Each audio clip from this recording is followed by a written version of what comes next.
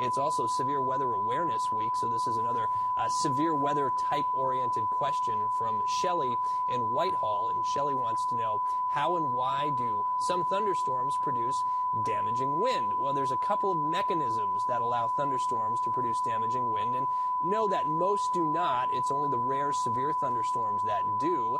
One mechanism is for a thunderstorm to mix down strong winds that exist a couple of thousand feet off the ground, and they do that through downbursts. And the other mechanism is through evaporative cooling. Often there's a layer of dry air in the mid-level of a thunderstorm, and when you rain into dry air, evaporation occurs, which is a cooling process, and causes that air to get colder aloft, and that heavy air then accelerates down to the ground. But here's the basic principle of how a thunderstorm forms. You need a warm, moist flow of air that flows up, and that forms the thunderstorm updraft. And of course, if that updraft interacts with very strong wind aloft, then eventually when the storm collapses, that downdraft can take some of that strong wind and mix it down to the ground. And that's when we get a downburst. And in extreme cases, these downbursts can produce winds in excess of 100 miles an hour.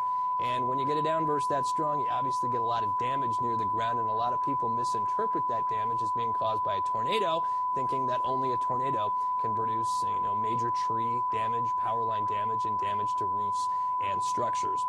Most severe weather across the Northeast from thunderstorms happens with these downbursts, and these are generally very, very localized, usually a mile or 2 miles or less. It's pretty rare for us to get a widespread high wind event. That does sometimes happen. And I bring that point up because we see a lot of severe thunderstorm warnings issued. A lot of people do not pay attention to them because 90% of the time you don't get severe weather when you're in that warning area, and it's because severe weather is so small. But you need to take it seriously because it is very dangerous. If you'd like to ask the weather team a question, best way to do it is to head to the website, cbs6albany.com.